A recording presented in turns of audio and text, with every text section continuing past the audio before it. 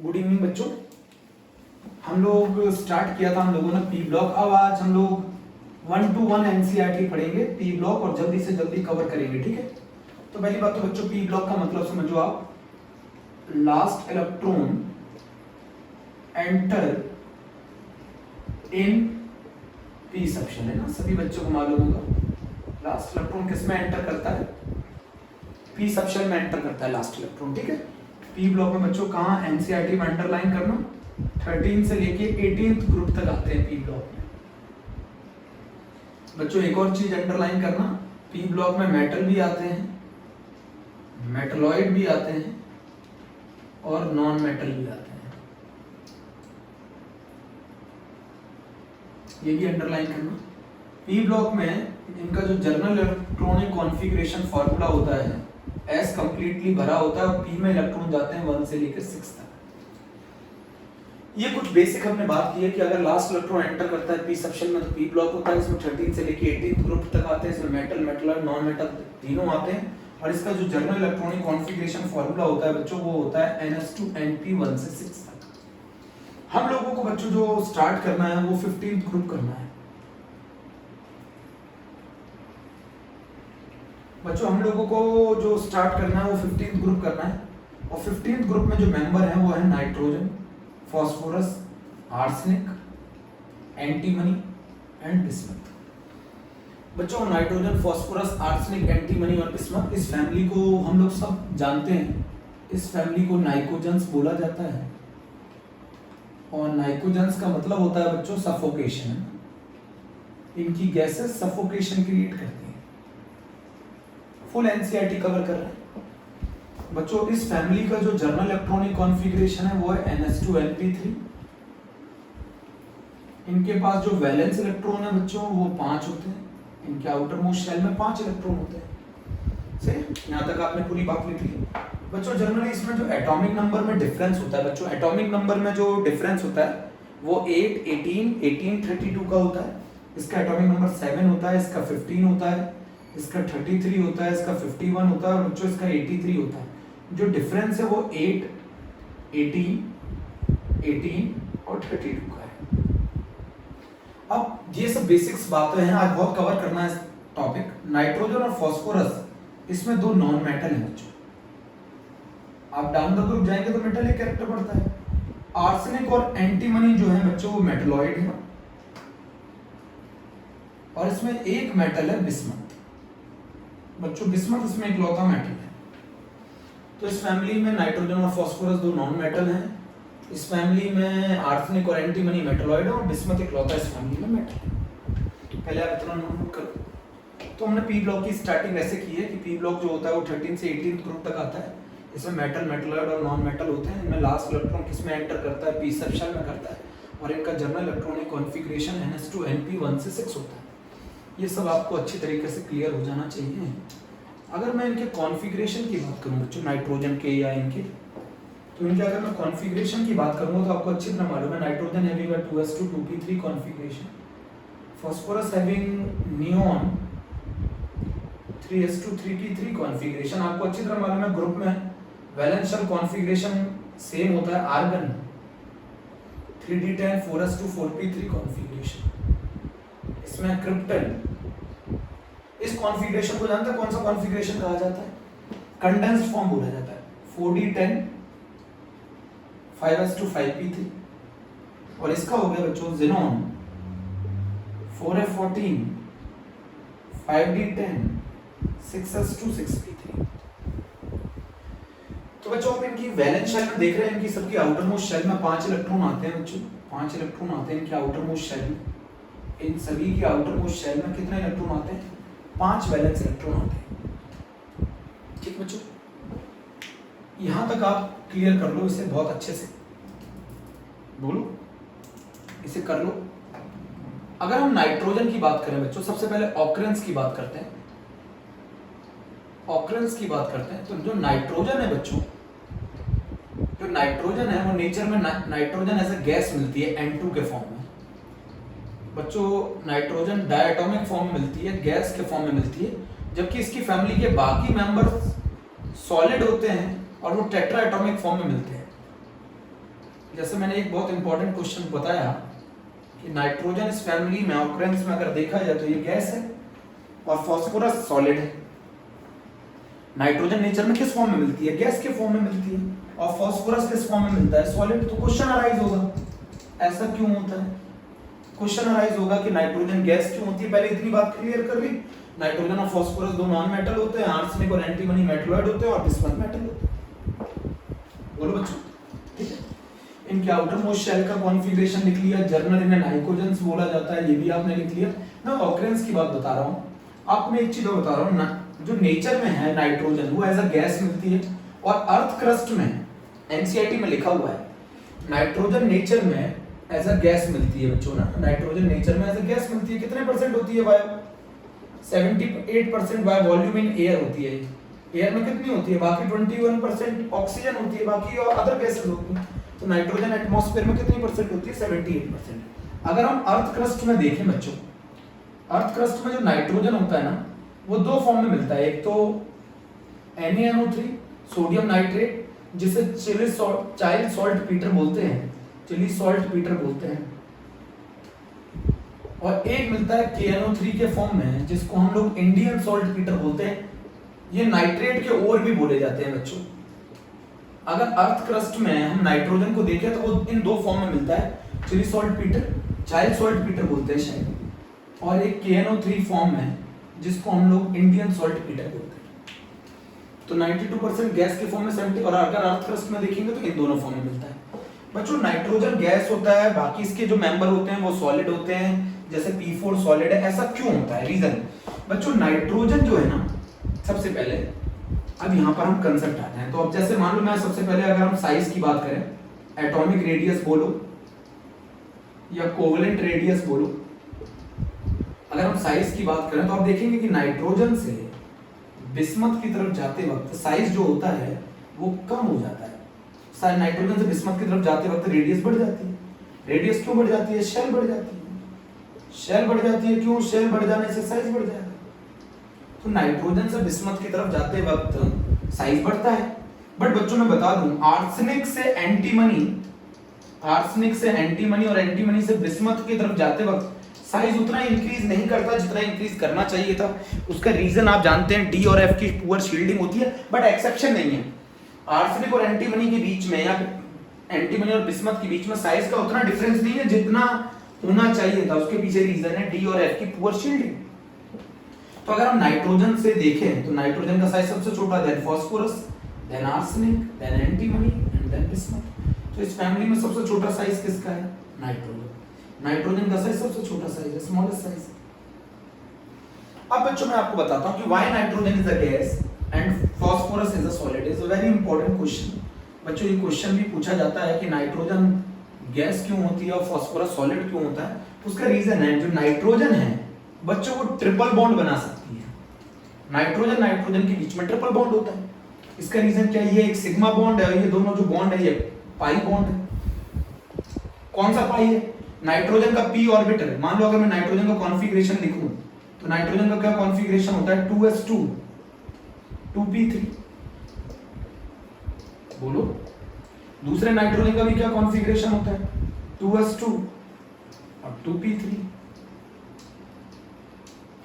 बोलो, pz मिलके sigma bond बना लेंगे, ये दोनों मिलके साइड वाइज ओवरलैप करके क्या बनाएंगे? पाई बॉन्ड बनाएंगे। बोलो, पहला जो ओवरलैपिंग है वो सिग्मा बॉन्ड बनाएगी, बाकी दोनों ओवरलैपिंग पाई बॉन्ड बनाएंगी। और ये कौन सा पाई बॉन्ड होगा? बोलो, p पाई। अच्छा, ये p पाई बॉन्ड क्यों बना पा रहे हैं? ऐसे साइड वाइज ओवरलैपिंग पढ़ाई थी ना मैंने। तो नाइट्रोजन जो है वो स्मॉल साइज होने के कारण, p पाई ओवरलैपिंग कर सकता है, साइड वाइज ओवरलैपिंग अच्छी कर सकता है। अरे भाई, साइज छोटा है तो p पाई बॉन्ड बना सकता है। साइड अच्छा आप ही समझो ना, नाइट्रोजन गैस क्यों है? क्योंकि नाइट्रोजन ट्रिपल बॉन्ड बना लेता है। ट्रिपल बॉन्ड बनाने में नाइट्रोजन p पाई बॉन्डिंग शो कर सकता है। क्यों कर सकता है p पाई बॉन्डिंग? क्योंकि उसका साइज छोटा है। साइज छोटा है तो ओवरलैपिंग अच्छी होगी, और ओवरलैपिंग अच्छी होगी तो अच्छा बॉन्ड बनेगा। नाइट्रोजन स्मॉल साइज होने के कारण p पाई बॉन्डिंग शो कर सकता है। क्यों कर सकता है नाइट्रोजन p पाई बॉन्डिंग? क्योंकि इसका साइज छोटा है, साइज छोटा तो ओवरलैपिंग इफेक्टिव है, इसीलिए nitrogen N triple bond N बना सकता है। भैया मैंने बताया आपको, ये देखो ये पीजेड है, पीजेड जेड की सिग्मा बॉन्ड बनाया, बाकी दोनों ने पाई बॉन्ड बनाया। अरे भैया एक इसने तीन, इसके पी ऑर्बिटल ने इसके पी ऑर्बिटल के साथ तीन ओवरलैपिंग की है, पहले वाले ने सिग्मा बनाया, बाकी दोनों ने पाई बनाया। इसका पी ऑर्बिटल इसके पी ऑर्बिटल के साथ अगर पाई बॉन्ड बनाएगा तो उसको कौन सा बॉन्ड कहेंगे? पी पाई बॉन्ड कहेंगे। अरे भाई नाइट्रोजन नाइट्रोजन के साथ साइड वाइज ओवरलैपिंग करके पी पाई बॉन्ड बना सकता है। क्यों बना सकता है? क्योंकि उसका साइज छोटा है, साइज छोटा है तो ओवरलैपिंग इफेक्टिव है, ओवरलैपिंग इफेक्टिव है तो नाइट्रोजन और नाइट्रोजन के बीच में ट्रिपल बॉन्ड हो सकता है। बट फास्फोरस ट्रिपल बॉन्ड नहीं बना सकते, फास्फोरस ट्रिपल बॉन्ड नहीं बना सकते। क्यों नहीं बना सकते? फास्फोरस और फास्फोरस मिलकर ट्रिपल बॉन्ड नहीं बना सकते। क्यों नहीं बना सकते? Due to large size, due to large size side wise overlapping is poor. अरे भैया साइज अगर बढ़ जाएगा तो एक दूसरे से दूर हो जाएंगे, तो साइड वाइज ओवरलैपिंग पुअर हो जाएगी। Due to large size side wise overlapping is poor, और साइड वाइज ओवरलैपिंग अगर पुअर हो गई तो फास्फोरस के साथ मिलकर पी पाई बॉन्ड नहीं बना सकता। फास्फोरस पी पाई बॉन्ड नहीं बना सकते। अरे भैया नाइट्रोजन, अच्छा एक आंसर बताओ, nitrogen as a N2 form में मिलता है, फास्फोरस P फॉर्म में मिलता है, उसका रीजन है इसका स्मॉल साइज है। स्मॉल साइज होने के कारण ये आपस में पी पाई मल्टीपल बॉन्ड बना सकते हैं, ये पी पाई मल्टीपल बॉन्ड बना सकते हैं ना। इसका साइज लार्ज है, लार्ज साइज है, लार्ज साइज होने के कारण ये पी पाई मल्टीपल बॉन्ड नहीं बना सकता। लार्ज साइज होने के कारण ये पी पाई मल्टीपल बॉन्ड नहीं बना सकता। बेटा लार्ज साइज होने के कारण ये पी पाई मल्टीपल बॉन्ड नहीं बना सकता है, इसीलिए ये नेचर में P4 फॉर्म में मिलता है, इसीलिए नेचर में ये N2 फॉर्म में मिलता है। ये नेचर में N2 फॉर्म में मिलता है, ये P4 फॉर्म में मिलता है। इसका साइज बड़ा है, साइज वाइज बड़ा है तो साइड वाइज ओवरलैपिंग पुअर हो जाएगी, साइड वाइज ओवरलैपिंग पुअर होगी तो ये पी पाई बॉन्ड नहीं बना सकता है। नाइट्रोजन पी पाई बॉन्ड बना सकता है क्योंकि उसका स्मॉल साइज है। Due to large size side wise overlapping poor P pi bond नहीं बना सकता, इसीलिए नेचर में फास्फोरस P4 फॉर्म में मिलता है और नाइट्रोजन N2 फॉर्म में मिलता है। बोलो। अरे भैया सेम क्वेश्चन एक और बता रहा हूं, बिल्कुल समझो, बिल्कुल एक एक चीज को क्लियर समझना, मेरी एक एक बात को क्लियर समझना, ठीक है। इनऑर्गेनिक केमिस्ट्री की सबसे अच्छी बुक है एनसीईआरटी, सबसे अच्छी बुक है एनसीईआरटी। अच्छा मेरा एक क्वेश्चन समझो, अगर मैं बात करूं कि O2 डायटोमिक फॉर्म में मिलता है और सल्फर ऑक्टाएटॉमिक फॉर्म में मिलता है, उसका रीजन भी वही है, ऑक्सीजन के साथ पी पाई बॉन्ड बना सकता है, बट सल्फर के साथ पी पाई बॉन्ड नहीं बना सकता। ऑक्सीजन पी पाई बॉन्ड बना सकते हैं, क्यों बना सकते हैं? Due to small size. But sulphur के साथ पी पाई बॉन्ड नहीं बना सकता, due to large size. Large size होने से क्या होता है? साइड वाइज ओवरलैपिंग इनइफेक्टिव हो जाती है, इसीलिए नेचर में सल्फर O2 फॉर्म में मिलता है, सल्फर एसिड फॉर्म में मिलता है। सल्फर के साथ सिंगल बॉन्ड बना सकता है, बट ऑक्सीजन के साथ डबल बॉन्ड बना लेता है, क्योंकि पी पाई बॉन्ड नहीं बना सकता बच्चों सल्फर, क्योंकि उसका साइज बड़ा होता है। Same question. अभी इस क्वेश्चन का आंसर नहीं मालूम चला कि ये नाइट्रोजन गैस क्यों होता है, फास्फोरस सॉलिड क्यों? अरे भैया इसके 3 p ऑर्बिटल है, इसके भी 3 p ऑर्बिटल है, 3 अनपेयर्ड, दोनों पेयरिंग करना चाहेंगे तो इसका पहला इसके p के pz, इसका pz, इसके pz के साथ सिग्मा बॉन्ड बनाएगा, बाकी दोनों पाई बनाएंगे।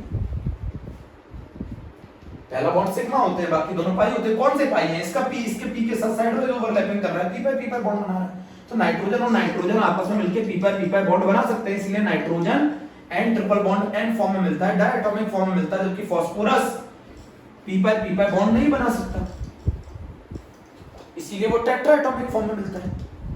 इसीलिए फास्फोरस टेट्राएटॉमिक फॉर्म में मिलता है, टेट्राहेड्रन होता है इसका स्ट्रक्चर बच्चों, आईआईटी जी में पूछा जा चुका है। ये स्ट्रक्चर होता है P4 का, ये एंगल 60 डिग्री होता है, सभी के पास एक लोन पेयर होता है, सभी की हाइब्रिडाइजेशन क्या होती है? Number of sigma bond plus lone pair, sp3 होना कितना चाहिए था एंगल? sp3 हाइब्रिडाइजेशन होने पर एंगल कितना होना चाहिए? sp3 हाइब्रिडाइजेशन होने पर एंगल होना चाहिए 109 डिग्री 28 मिनट। और ये एंगल कितना है, ये एंगल कितना है 60 डिग्री। 60 डिग्री अगर है तो एंगल स्ट्रेन बहुत ज्यादा है, एंगल स्ट्रेन मतलब खिंचाव बहुत ज्यादा है, एंगल स्ट्रेन बहुत ज्यादा है। और अगर एंगल स्ट्रेन बहुत ज्यादा है, खिंचाव बहुत ज्यादा है, जकड़ बहुत ज्यादा है, तो ये अनस्टेबल होगा, अनस्टेबल होगा तो रिएक्टिव होगा। तो क्वेश्चन एक बार ये पूछा गया कि व्हाइट फास्फोरस, ये वाला फास्फोरस, कौन सा फास्फोरस, व्हाइट फास्फोरस ज्यादा रिएक्टिव क्यों होता है? बच्चों मेरी बात समझो, फास्फोरस नेचर में P4 फॉर्म में मिलता है। ये स्ट्रक्चर बताओ, टेट्राहेड्रल स्ट्रक्चर होता है। असली में होता क्या है, 3 फास्फोरस ऐसे होते हैं ट्रायंगल फॉर्म में, 1 2 3, मान लो ये हाथ है ना, 1 2 3, ये 3 फास्फोरस, एक फास्फोरस ऊपर है, खींचो तीनों को, जोड़ दो तीनों को, इससे जोड़ दो सभी को, 1 2 3, ये 3 फास्फोरस है, एक फास्फोरस ऊपर है, तीनों को जोड़ दो, खींच दो ऐसे, तो अब एंगल 60 डिग्री आएगा। ये टेट्राहेड्रल स्ट्रक्चर है, 60 डिग्री एंगल है। sp3 हाइब्रिडाइजेशन होने पर एंगल कितना होना चाहिए 109 डिग्री 28 मिनट। एंगल है कितना 60 डिग्री, काफी ज्यादा खिंचाव है। खिंचाव केमिस्ट्री में जानते हैं, एंगल स्ट्रेन जितना ज्यादा होता है स्टेबिलिटी उतनी कम होती है, रिएक्टिविटी उतनी ज्यादा होती है। एंगल स्ट्रेन बहुत ज्यादा है, खिंचाव बहुत ज्यादा है, खिंचाव बहुत ज्यादा है, स्ट्रेन बहुत ज्यादा है, अनस्टेबल है। व्हाइट फास्फोरस बहुत रिएक्टिव होता है, फास्फोरस बहुत रिएक्टिव होता है। ये नेचर में P4 फॉर्म में मिलता है। मेरी बात समझो, क्यों मिल रहा है P4 फॉर्म में, क्यों मिल रहा है P4 फॉर्म में, P4 फॉर्म में क्यों मिल रहा है? क्योंकि फास्फोरस फास्फोरस के साथ p pi बॉन्डिंग नहीं बना सकता। क्यों नहीं बना सकता? Due to large size, large size होने के कारण साइड वाइज ओवरलैपिंग पुअर होती है, इसीलिए p pi बॉन्ड नहीं बना सकता। तो फिर ये नेचर में किस फॉर्म में मिलता है बच्चों, ये नेचर में किस फॉर्म में मिलता है, P4 फॉर्म में मिलता है। और P4 का स्ट्रक्चर कैसा होता है, टेट्राहेड्रल होता है, एंगल स्ट्रेन बहुत ज्यादा होती है, रिएक्टिविटी बहुत ज्यादा होती है। अभी समझा रहा हूं, समझो, अभी तो स्टार्ट किया है। नाइट्रोजन गैस है, P4 सॉलिड है। Nitrogen N triple bond N बना सकता है, phosphorus P triple bond P नहीं बना सकता, इसीलिए फास्फोरस का स्ट्रक्चर ये टेट्राहेड्रल स्ट्रक्चर बोला जाता है। टेट्राहेड्रल, इस हाथ पर 3 फास्फोरस रख लो, एक फास्फोरस ऊपर रख लो, खींचो, जोड़ दो सभी को, खींच दो ऐसे, मान लो 4 वायर ऐसे लेके खींच दो, ये स्ट्रक्चर है टेट्राहेड्रल। एंगल स्ट्रेन बहुत ज्यादा, अनस्टेबल, रिएक्टिव, sp3 हाइब्रिडाइजेशन। अब बच्चों नाइट्रोजन नॉन पोलर होता है, तो नाइट्रोजन मॉलिक्यूल और नाइट्रोजन मॉलिक्यूल के बीच में बहुत ही ज्यादा वीक वैन डर वाल फोर्स होती है। और ये वीक वैन डर वाल फोर्स कौन सी होती है, लंदन डिस्पर्जन फोर्स होती है। भाई ये नॉन पोलर मॉलिक्यूल है नाइट्रोजन, नॉन पोलर के बीच में कैसी फोर्स होती है, वीक वैन डर वाल फोर्स होती है, लंदन डिस्पर्जन फोर्स होती है, इसलिए ये गैस होता है। और आपको अच्छी तरह मालूम है नेचर में फास्फोरस P4 में मिल रहा है, मॉलिक्यूलर मास काफी ज्यादा है, मॉलिक्यूलर मास ज्यादा होगा तो वैन डर वाल फोर्स का मैग्नीट्यूड ज्यादा होगा, और वैन डर वाल फोर्स का अगर मैग्नीट्यूड ज्यादा होगा तो ये सॉलिड होगा। अरे भाई अगर मास बढ़ेगा तो वैन डर वाल फोर्सेस का मैग्नीट्यूड बढ़ता है। इसमें कितने एटम आपस में जुड़ रहे हैं, 2, इसमें कितने एटम आपस में जुड़ रहे हैं, 4, तो इनका जो मोलर मास है वो ज्यादा है, मास ज्यादा होगा तो वैन डर वाल फोर्सेस का मैग्नीट्यूड ज्यादा होगा, और अगर वैन डर वाल फोर्सेस का मैग्नीट्यूड ज्यादा होगा तो ये सॉलिड होगा। भाई नेचर में नाइट्रोजन N2 फॉर्म में है, तो ये नॉन पोलर, इनके मॉलिक्यूल के बीच में बहुत ही वीक वैन डर वाल फोर्स है। बट फास्फोरस नेचर में P4 फॉर्म में मिलता है, P4 फॉर्म में मोलर मास ज्यादा है, वैन डर वाल फोर्स का मैग्नीट्यूड ज्यादा है, वैन डर वाल फोर्स का मैग्नीट्यूड ज्यादा होगा तो ये सॉलिड होगा। Why nitrogen is a gas, इसके मॉलिक्यूल के बीच में वीक वैन डर वाल फोर्स होती है, बट जैसे जैसे मास बढ़ेगा वैन डर वाल फोर्सेस का मैग्नीट्यूड बढ़ेगा। फास्फोरस में कितने एटम्स आपस में कंबाइन हो रहे हैं, 4, इसमें कितने एटम आपस में कंबाइन हो रहे हैं, 2, तो 4 एटम है तो मास बढ़ा तो वैन डर वाल फोर्सेस का मैग्नीट्यूड बढ़ा, वैन डर वाल फोर्सेस का मैग्नीट्यूड बढ़ा तो ये सॉलिड। तो अगर हम बात करें why nitrogen is a diatomic, because nitrogen form triple bond क्यों, p pi बॉन्ड बना सकता है, क्यों बना सकता है, क्योंकि साइज छोटा है। But phosphorus p pi bond नहीं बना सकता क्योंकि उसका साइज बड़ा है। तो फिर नेचर में फास्फोरस किस फॉर्म में मिलता है, P4 फॉर्म में मिलता है। इसका स्ट्रक्चर कैसा होता है, टेट्राहेड्रल होता है, एंगल कितना होता है 60 डिग्री होता है, हाइब्रिडाइजेशन क्या होती है sp3 होती है, एंगल कितना होना चाहिए 109 डिग्री 28 मिनट, बट होता कितना है 60 डिग्री। एंगल स्ट्रेन बहुत ज्यादा होता है, एंगल स्ट्रेन का मतलब खिंचाव, जकड़ है, अनस्टेबल है, रिएक्टिव है। तो why nitrogen is a gas and why phosphorus is a solid? Why nitrogen is a diatomic, why phosphorus is a tetraatomic. 4 के क्वेश्चन हो गए हमारे कि नाइट्रोजन डायटोमिक क्यों होता है, फास्फोरस टेट्राएटोमिक क्यों होता है। जरा मेरी बात समझो, जरा मुझे बताओ। Weak van der Waals force, London dispersion force, ठीक, जल्दी बताओ। चलो एक और क्वेश्चन बताओ। मास इंक्रीज करेगा तो वैन डर वाल्स फोर्सेस का नेचर में है, ये बताओ क्या आंसर है। अगर मैं आपसे पूछूं why phosphorus is solid and nitrogen is gas, because nitrogen exists as a diatomic and phosphorus exists as tetraatomic. As the mass increases van der Waals force molecule van der Waals forces increases, solid। Nitrogen diatomic क्यों, phosphorus टेट्राएटोमिक क्यों, same question है बच्चों। Oxygen diatomic होता है, sulphur ऑक्टाएटोमिक होता है, उसका reason है ऑक्सीजन ऑक्सीजन के साथ पी पाई बॉन्ड बना सकता है। क्यों बना सकता है, due to small size. But sulphur sulphur के साथ पी पाई बॉन्ड नहीं बना सकता। क्यों नहीं बना सकता P pi bond, due to large size.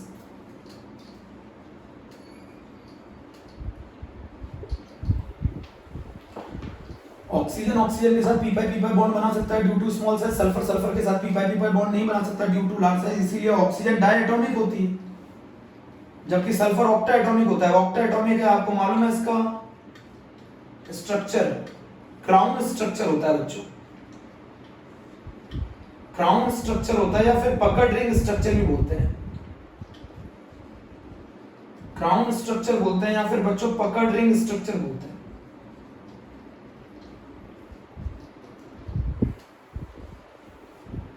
अब बताओ ऑक्सीजन गैस क्यों होती है, क्योंकि ऑक्सीजन और ऑक्सीजन के मॉलिक्यूल के बीच में बहुत ही वीक फोर्स होती है, क्योंकि ऑक्सीजन डायटोमिक है, बहुत ही weak van der Waals force है, बहुत ही weak van der Waals force है, जिसके कारण ये गैस है। जबकि सल्फर किस फॉर्म में मिल रहा है, S8 ऑक्टाएटोमिक,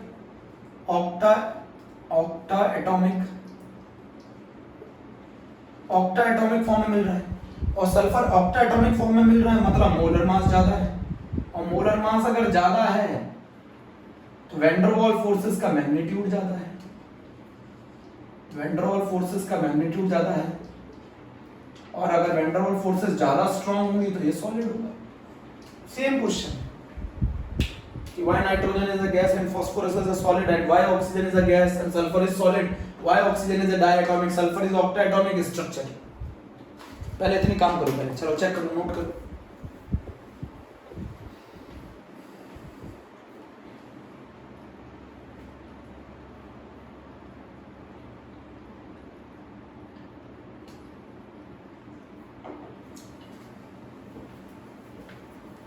ऑकरेंस की बात कर दी है मैंने, ये इंपॉर्टेंट है बच्चों। इसमें भी अगर हम बात करें तो सल्फर की जो हाइब्रिडाइजेशन होती है वो sp3 होती है।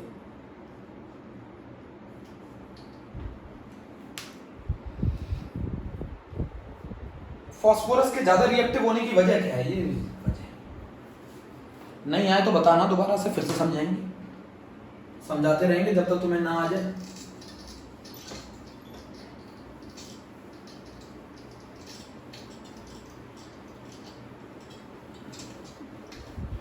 ऑकरेंस मालूम चल गई नेचर में किस फॉर्म में मिलते हैं।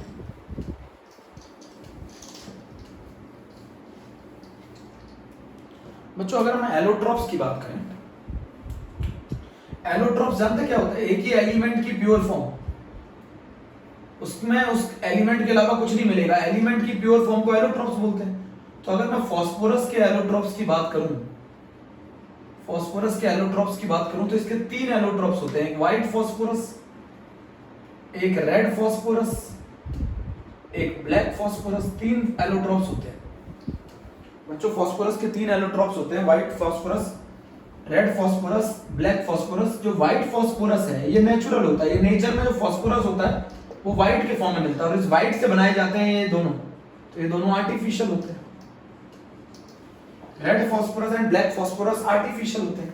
बच्चों हमारी केमिस्ट्री में एक चीज बोली जाती है, आपने अगर थर्मोडायनेमिक्स पढ़ा हो, जिसकी एंथैल्पी ऑफ फॉर्मेशन 0 होती है वो सबसे ज्यादा स्टेबल होता है। थर्मोडायनेमिकली ये बच्चों मैंने क्वेश्चन आईआईटी में गलत किया है, थर्मोडायनेमिकली सबसे ज्यादा स्टेबल कौन होता है? जो सबसे ज्यादा जिसकी एंथैल्पी ऑफ फॉर्मेशन 0 है। बट ये इसका एक्सेप्शन है, ये इसका एक्सेप्शन है बच्चों। आप बोलोगे सर एक्सेप्शन कैसे? इसमें सबसे कम स्टेबल, अगर मैं स्टेबिलिटी की बात करूं बच्चों, अगर मैं स्टेबिलिटी की बात करूं तो व्हाइट फास्फोरस सबसे कम, देन रेड, देन ब्लैक, ये ऑर्डर होता है। बट देखा जाए तो एंथैल्पी ऑफ फॉर्मेशन 0 जानते किसकी होती है? व्हाइट फास्फोरस की। जबकि रूल क्या कहता है थर्मोडायनेमिकली? सबसे ज्यादा स्टेबल उसे माना जाता है जिसकी एंथैल्पी ऑफ फॉर्मेशन स्टैंडर्ड 0 हो। बट इसमें स्टैंडर्ड एंथैल्पी ऑफ फॉर्मेशन किसकी 0 होती है? व्हाइट फास्फोरस की। ये एक्सेप्शन है इस कांसेप्ट का बच्चों, ये इसका एक्सेप्शन है। अब क्वेश्चन ये पूछ लिया जाता है कि व्हाइट फास्फोरस सबसे ज्यादा रिएक्टिव क्यों होता है? तो फास्फोरस नेचर में किस फॉर्म में मिल रहा है? टेट्राएटॉमिक। क्यों मिल रहा है? क्योंकि ये पी पाई बॉन्डिंग शो नहीं कर सकता। क्यों नहीं कर सकता? Due to large size.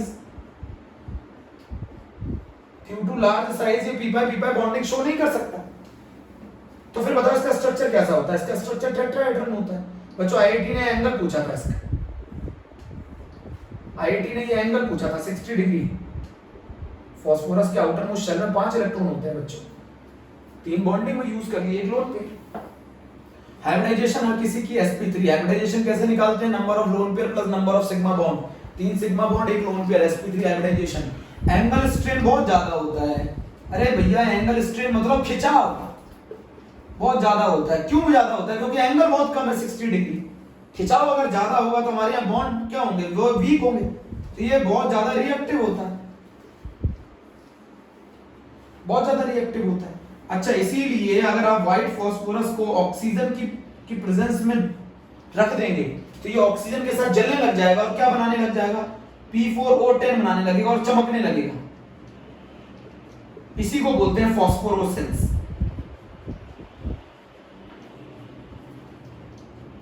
Spelling देख लीजिएगा। अगर आप व्हाइट फास्फोरस को ऑक्सीजन की प्रेजेंस में रख देते हैं तो यह क्या करने लगता है? जलने लगता है, बर्न होने लगता है और क्या करता है? चमकने लगता है P4O10 बनाकर। इसी प्रोसेस को बोलते हैं फास्फोरोसेंस। इसी प्रोसेस को बोलते हैं फास्फोरोसेंस।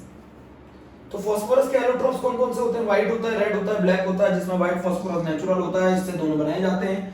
एंथैल्पी ऑफ फॉर्मेशन सबसे ज्यादा उसकी स्टेबल होती है, जो सबसे ज्यादा स्टेबल होती है उसकी 0 होती है। बट इसमें एक्सेप्शन है, इसमें enthalpy of formation white phosphorus की 0 होती है। फास्फोरस P4 फॉर्म में मिलता है बच्चों। 4 एटम अगर मिलेंगे तो मास बढ़ेगा, मास बढ़ेगा तो वैन डर वाल्स फोर्सेस का मैग्नीट्यूड बढ़ेगा, वैन डर वाल्स फोर्सेस का मैग्नीट्यूड बढ़ेगा तो सॉलिड होगा। सब सीख रहे हैं आप।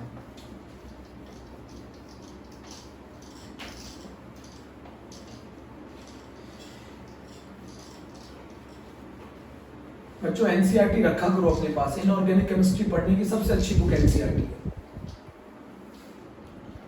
अब बच्चों मुझे एक चीज बताओ, मैंने यही सेम क्वेश्चन आपसे अभी पूछा कि ऑक्सीजन गैस है, सल्फर सॉलिड है, उसके पीछे रीजन ये है कि ऑक्सीजन नेचर में डायटोमिक फॉर्म में मिलता है। क्यों डायटोमिक फॉर्म में मिलता है? क्योंकि ऑक्सीजन ऑक्सीजन के साथ पी पाई बॉन्ड बना सकता है। इसमें कितने पी पाई बॉन्ड है? एक सिग्मा बॉन्ड है, एक पाई बॉन्ड है। पहला बॉन्ड सिग्मा होता है, बाकी सारे पाई होते हैं, तो एक पी पाई बॉन्ड है। सल्फर में सल्फर के साथ पी पाई बॉन्ड नहीं बना सकता।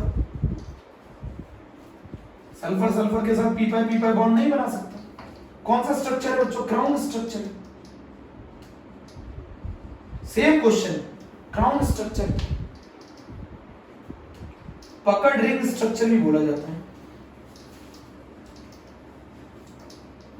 जिसके कारण सल्फर के साथ पी पाई बॉन्ड नहीं बना सकता, जिसके कारण सल्फर ऑक्टाएटॉमिक होता है, और ऑक्टाएटॉमिक होता है तो मास ज्यादा तो वैन डर वाल्स फोर्सेस का मैग्नीट्यूड ज्यादा, तो सॉलिड। इसमें मास कम तो इसके मॉलिक्यूल के बीच में weak van der Waals forces, van der Waals forces कौन सी? London dispersal force.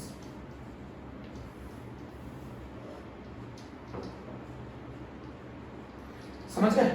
Why oxygen is a gas and sulfur is a solid? जल्दी बोलो, ये कहानी खत्म कर लोगे? ऑकरेंस खत्म?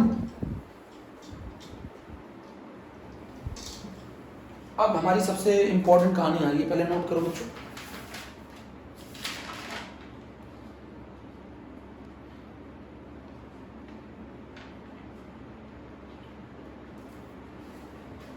बच्चों मैं यहीं पर एक बात बताना चाहता हूं आपको, यहीं पर छूट गई वो बात कि nitrogen is very less reactive. बच्चों nitrogen is very less reactive. आप बोलोगे क्यों? अरे nitrogen N triple bond N में मिलती है, इसको तोड़ने के लिए बहुत high bond dissociation energy required है। इसको तोड़ने के लिए बहुत ही भाई इसको तोड़ोगे बॉन्ड को तभी तो ये रिएक्टिव होगा। तो नाइट्रोजन को तोड़ने के लिए बहुत ही high bond dissociation energy required है, इसीलिए नाइट्रोजन गैस इनर्ट होती है। तो अगर क्वेश्चन पूछे why nitrogen gas is inert, answer लिख दोगे ना, क्यों नाइट्रोजन गैस इनर्ट क्यों होती है? क्योंकि उसको तोड़ने के लिए, बिकॉज क्या आंसर व्हाई, अगर क्वेश्चन आ जाए why N2 is less reactive,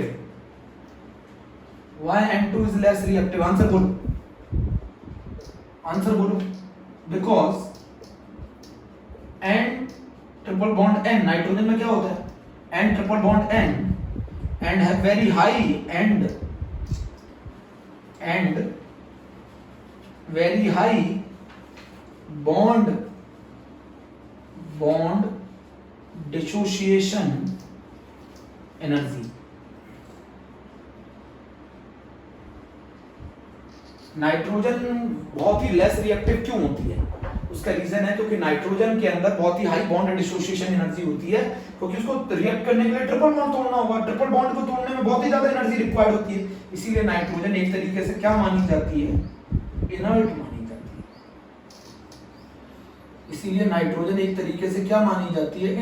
जाती है। तो why nitrogen is inert? Because very high bond dissociation energy, तोड़ने के लिए बहुत ही हाई बॉन्ड डिसोसिएशन एनर्जी चाहिए किसको? नाइट्रोजन। नोट करो।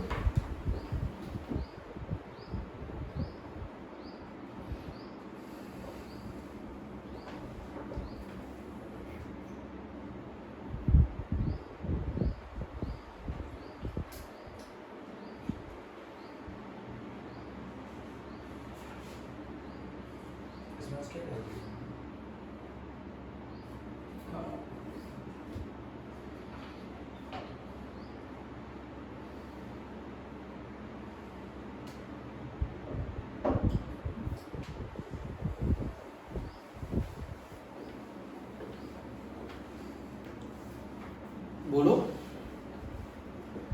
समझ गया ना? क्वेश्चन दो हो गए। नाइट्रोजन लेस रिएक्टिव क्यों है? नाइट्रोजन डायटोमिक क्यों? क्योंकि नाइट्रोजन पी पाई बॉन्ड बना लेता है।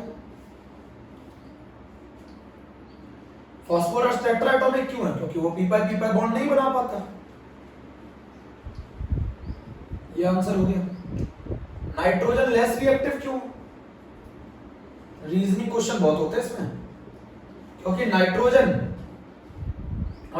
में ट्रिपल बॉन्ड प्रेजेंट है, जिसकी वजह से इसे तोड़ने में very high bond dissociation energy is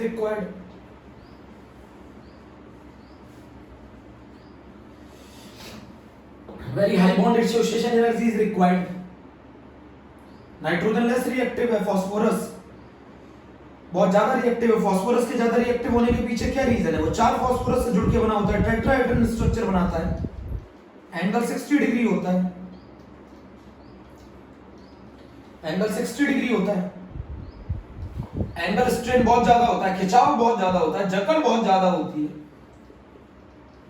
angle strain ज्यादा, unstable, highly reactive.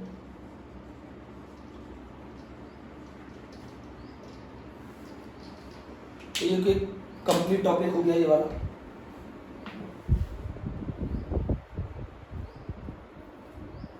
As the molar mass increases, van der Waals forces। अब अच्छा बताओ बच्चों, 4 फास्फोरस अगर आएंगे, 4 फास्फोरस अगर जुड़ेंगे तो मास बढ़ेगा तो van der Waals फोर्सेस का मैग्नीट्यूड बढ़ेगा, तो जिससे मॉलिक्यूल एक दूसरे के क्लोज आएंगे, सॉलिड होगा। नाइट्रोजन में मास कम है, मास कम है तो वैन डर वाल्स फोर्सेस का मैग्नीट्यूड कम है, वैन डर वाल्स फोर्सेस का मैग्नीट्यूड कम है तो वो गैस।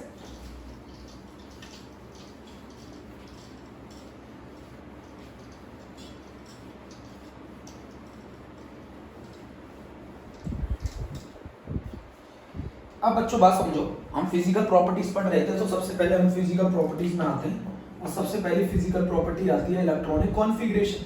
तो इस फैमिली का इलेक्ट्रॉनिक कॉन्फ़िगरेशन होता है ns2np3। इसके जो वैलेंस इलेक्ट्रॉन होते हैं बच्चों वो होते हैं 5, वैलेंस इलेक्ट्रॉन 5 होते हैं। दूसरी इसकी जो फिजिकल प्रॉपर्टी आती है वो आती है एटॉमिक साइज, अभी सिखाई थी। एटॉमिक साइज, अगर आप नाइट्रोजन से बिस्मथ की तरफ जाते हैं तो रेडियस बढ़ती है। क्यों बढ़ती है? शेल बढ़ती है। तो नाइट्रोजन का साइज सबसे छोटा, then phosphorus, then arsenic, then antimony और देन बिस्मथ। आप एनसीईआरटी में टेबल देखिएगा, आर्सेनिक से एंटीमनी में जो साइज का डिफरेंस है वो कम है। क्यों कम है? Due to D and F poor shield. Exception नहीं है बट डिफरेंस कम है, जितना बढ़ना चाहिए था उतना नहीं बढ़ा। अब अगला अगर पॉइंट आता है तो अगली फिजिकल प्रॉपर्टी आती है आयोनाइजेशन एनर्जी। आयोनाइजेशन एनर्जी आपको मालूम है एटॉमिक साइज के आयोनाइजेशन एनर्जी इनवर्सली प्रोपोर्शनल होती है। एटॉमिक साइज की आयोनाइजेशन एनर्जी इनवर्सली प्रोपोर्शनल होती है।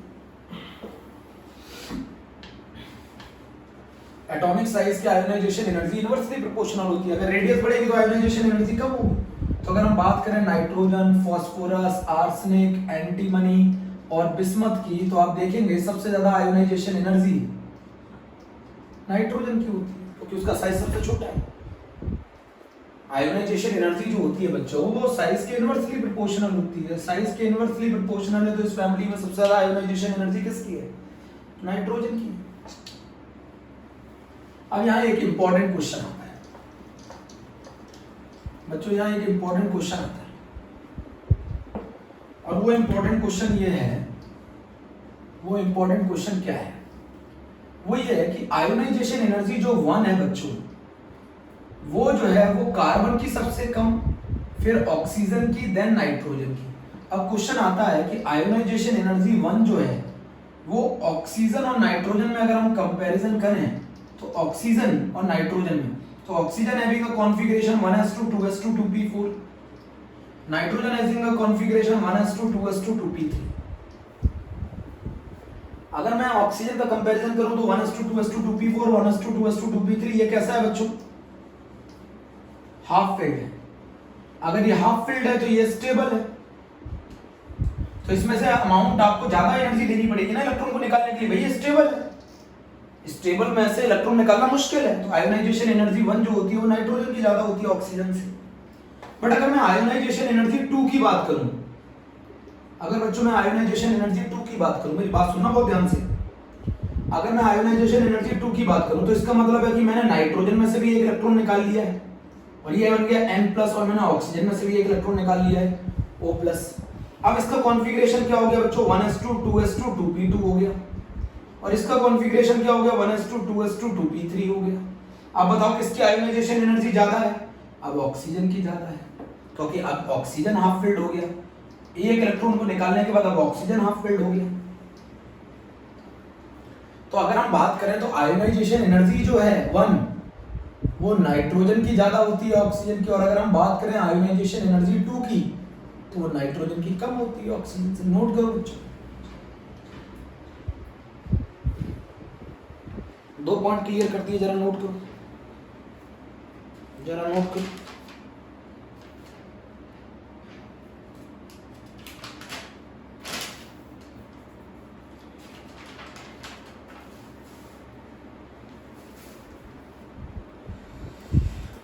जल्दी नोट करो। नोट कर लिया? अब बच्चों बात आती है एक और प्रॉपर्टी की और वो है इलेक्ट्रोनेगेटिविटी। इलेक्ट्रोनेगेटिविटी की बारी आती है।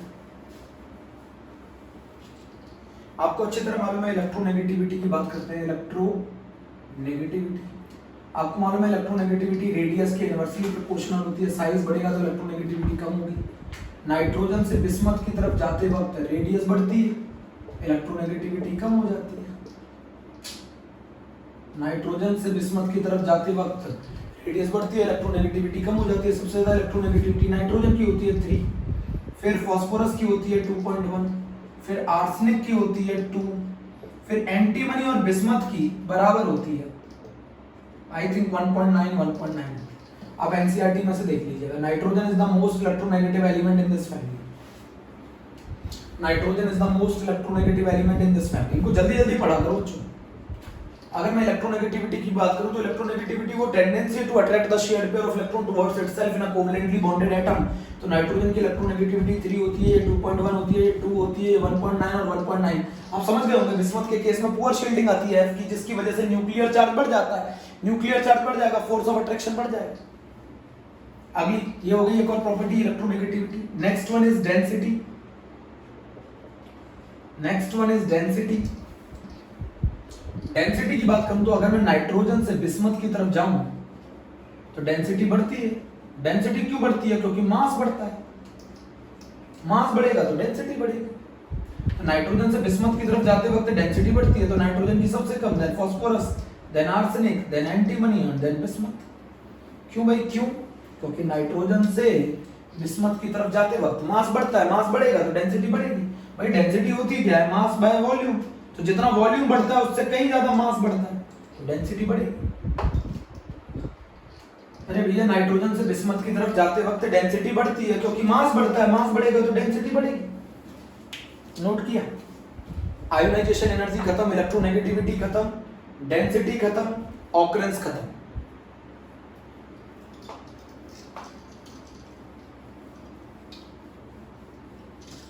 ऑकरेंस खत्म।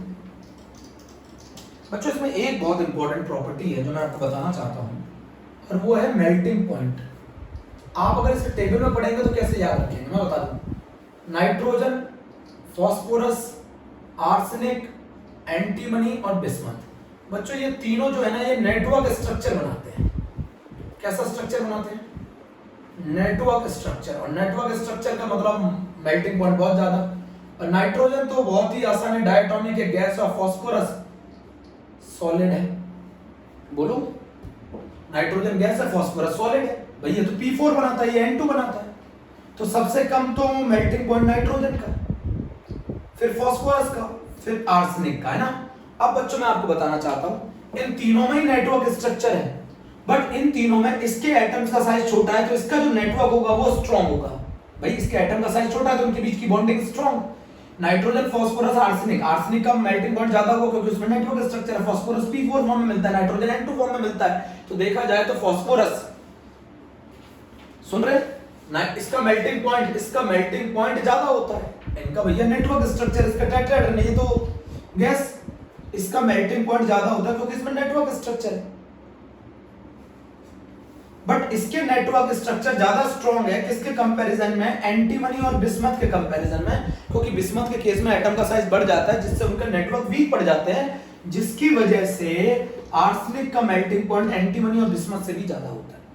ये टेबल आपको ऐसे याद रखनी पड़ेगी। सबसे कम मेल्टिंग पॉइंट नाइट्रोजन का, देन फास्फोरस का, देन आर्सेनिक का, सबसे ज्यादा एंटीमनी और बिस्मथ से भी ज्यादा। ये मैंने मेल्टिंग पॉइंट के बारे में बता दिया है। बच्चों इन तीनों का मेल्टिंग पॉइंट इसलिए ज्यादा होता है क्योंकि इनका स्ट्रक्चर जो होता है वो नेटवर्क स्ट्रक्चर होता है। नेटवर्क स्ट्रक्चर, ठीक है, पूछा नहीं जाता है ज्यादातर। टेबल में दे रखा है, वैल्यू को देखिएगा, नहीं आएगा समझ में, फिर से समझना। बच्चों बात आती है वैलेंसी की, तो मैं आपको बता दूं नाइट्रोजन 5 वैलेंसी शो नहीं कर सकता। क्यों नहीं कर सकता?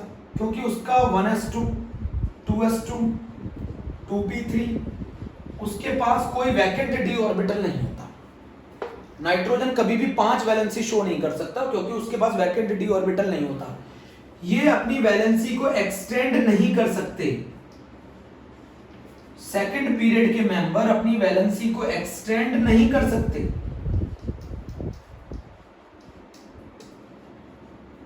क्यों नहीं कर सकते अपनी वैलेंसी को एक्सटेंड, बताओ? क्योंकि इनके पास कोई वैकेंट डी ऑर्बिटल ही नहीं है। तो सेकंड पीरियड के मेंबर अपनी वैलेंसी को एक्सटेंड नहीं कर सकते, इसीलिए नाइट्रोजन NCl5 नहीं बना सकता, क्योंकि उसके पास कोई वैकेंट डी ऑर्बिटल है ही नहीं। देखो इधर देखो, ये लिखा मैंने 2s2 और ये लिखा मैंने 2p3। कितने हाफ फिल्ड ऑर्बिटल है? एक क्लोरीन यहां जोड़ दूं, एक इलेक्ट्रॉन पेयर्ड हो गया। एक क्लोरीन यहां जोड़ दूं, एक इलेक्ट्रॉन पेयर्ड हो गया। एक क्लोरीन यहां जोड़ दूं, एक इलेक्ट्रॉन पेयर्ड हो गया। तो नाइट्रोजन NCl3 तो बना सकता है, बट NCl5 नहीं बना सकता। अरे भाई, एक इलेक्ट्रॉन इसका, एक इलेक्ट्रॉन इसका, दोनों ने पेयर्ड कर लिया। तो नाइट्रोजन का NCl3 तो बना सकता है, बट NCl5 नहीं बना सकता। ये उसके पास कोई वैकेंट डी ऑर्बिटल नहीं है, जिसकी वजह से वो वैलेंसी को एक्सटेंड नहीं कर सकता है। सेकंड पीरियड के मेंबर कभी भी अपनी वैलेंसी को एक्सटेंड नहीं कर सकते। उसके पीछे रीजन है, उनके पास कोई वैकेंट डी ऑर्बिटल नहीं होता, नो वैकेंट डी ऑर्बिटल, इसीलिए वो अपनी वैलेंसी को एक्सटेंड नहीं कर सकते। मेरी बात नहीं समझ रहे? नाइट्रोजन कभी भी वैलेंसी 5 शो कर ही नहीं सकता। नाइट्रोजन कभी भी 5 बॉन्ड नहीं बना सकता। नाइट्रोजन 5 बॉन्ड कभी नहीं बना सकता।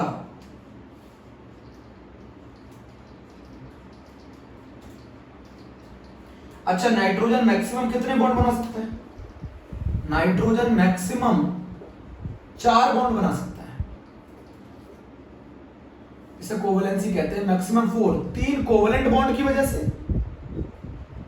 3 कोवैलेंट बॉन्ड की वजह से और एक कोऑर्डिनेट की बॉन्ड की वजह से। नाइट्रोजन मैक्सिमम कोवैलेंसी 4 शो कर सकता है, 3 कोवैलेंट बॉन्ड, एक कोऑर्डिनेट बॉन्ड। बट नाइट्रोजन कभी भी 5 कोवैलेंसी शो नहीं कर सकता। नाइट्रोजन कभी भी 5 कोवैलेंसी शो नहीं कर सकता।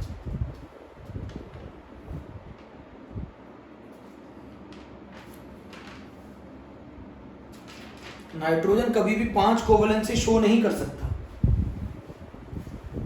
सुना समझे? अरे भैया, नाइट्रोजन के पास कोई एक्सटेंड करने के लिए कोई वैकेंट डी ऑर्बिटल है ही नहीं, तो वो 5 कभी कोवैलेंसी शो कर ही नहीं सकता। कौन कर सकता है 5 कोवैलेंसी शो? थर्ड पीरियड के मेंबर। थर्ड पीरियड के मेंबर अपनी कोवैलेंसी को एक्सटेंड कर सकते हैं, अपनी वैलेंसी को एक्सटेंड कर सकते हैं। थर्ड पीरियड के मेंबर अपनी कोवैलेंसी को एक्सटेंड कर सकते हैं। थर्ड पीरियड मेंबर या उसके आगे वाले member, third period member valency को एक्सटेंड कर सकते हैं। कैसे कर सकते हैं? उनके पास वैकेंट डी ऑर्बिटल होता है,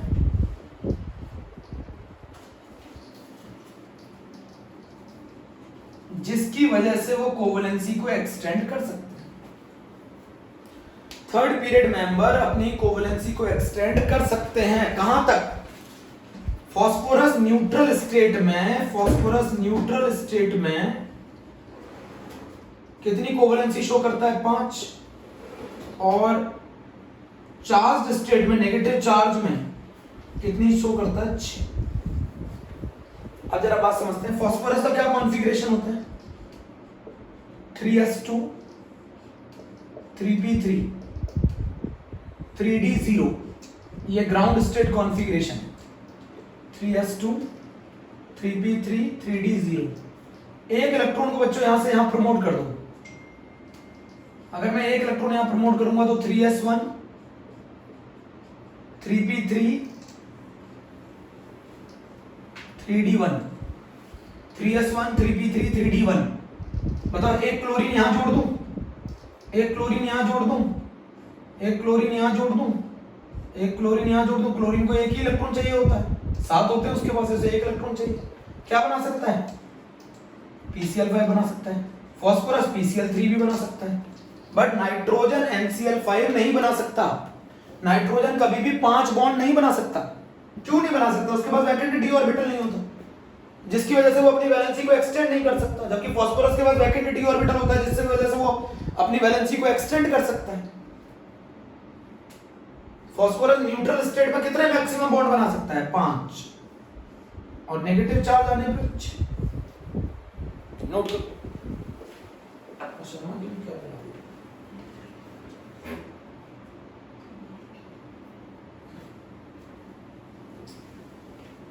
फास्फोरस उसी तरीके से बच्चों, ये आप क्वेश्चन समझो ना मेरी बात, सेम क्वेश्चन है। ऑक्सीजन OF6 नहीं बना सकता बट सल्फर SF6 बना सकता है। रीजन, सल्फर के पास क्या होता है? Vacant 3d orbital.